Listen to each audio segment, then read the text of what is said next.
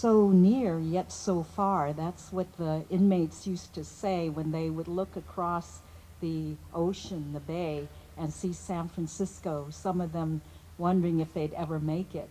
And there's such a long space between us. I feel you're so near yet so far, the same way. Um, about 15 years ago, while Mark Lai, and I, and Judy Young were researching the Angel Island immigration stories, see, can you hear me? Okay, you were, uh, my brother found in the family vault the transcripts of the original Angel Island interrogation. Now, he gave me the papers, and I looked through them, and I could never figure them out. They were very puzzling. But just before this event today, I really studied them the other night, and I finally decoded it. It was actually my grandfather and my father who were in Angel Island, and my father was going in. They had to go in separately and be interrogated, and apparently there were some inconsistencies between their two versions of their histories. And actually, my grandfather, at some point, I think he got deported, but I never got the full story from my father. So I know my father was sort of abandoned as a young boy in the Bay Area, and he was taken care of by the extended family of uncles in the Lim family clan, and did migrant work, was working in the Midwest and San Francisco as a cook, etc. But here's a short transcript from the Angel Island interrogation.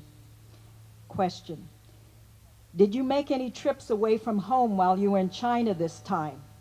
No. What is the teacher's name in your village? Lim Mo. Now, how do you account for the fact that the applicant gives a different name for his mother than you? My father married twice. His first wife was Li Shi, then he married again Ying Shi. That is right, because the first wife died before she was married during the engagement. Now, how is it that the applicant does not know this woman's name?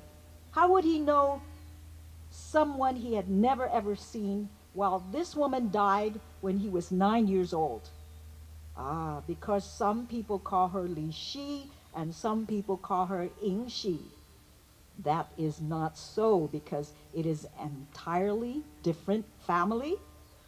According to Chinese custom, the real wife, which my father engaged to marry, was Li Shi, and the other woman took her place, and some people will call her Li Shi, even if she is Ying Shi, because she is a substitute. And I think my boy only know her by that name. Chinese interpreter explains, it is the custom among Chinese people for the wife to adopt the name of the deceased engaged woman. This, I hear, was the practice among some Chinese people.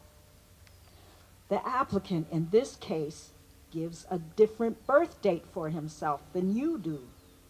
I may have made a mistake on that date.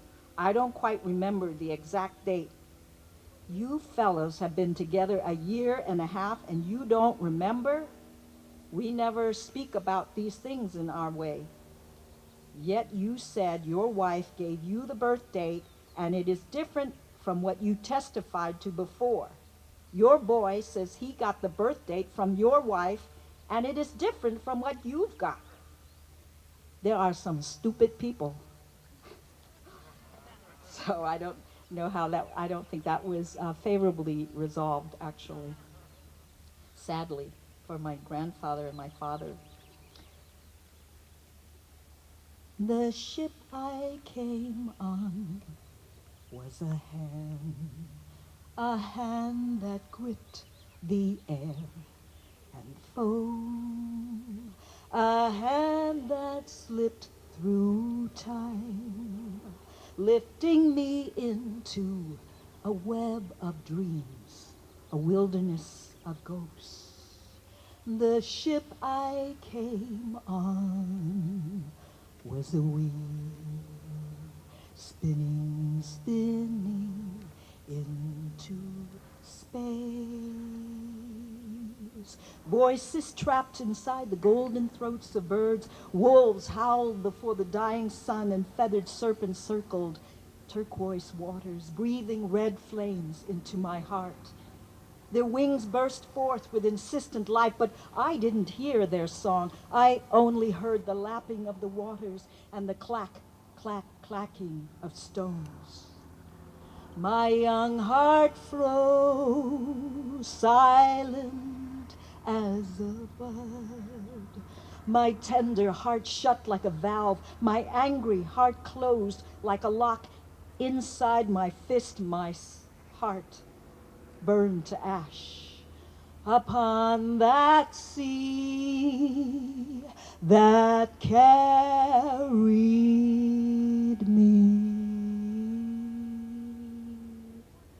The ship I sailed on was a vessel of memories, a cage full of lies, without name, without trace of birth, without silk to caress my yellow skin. Underneath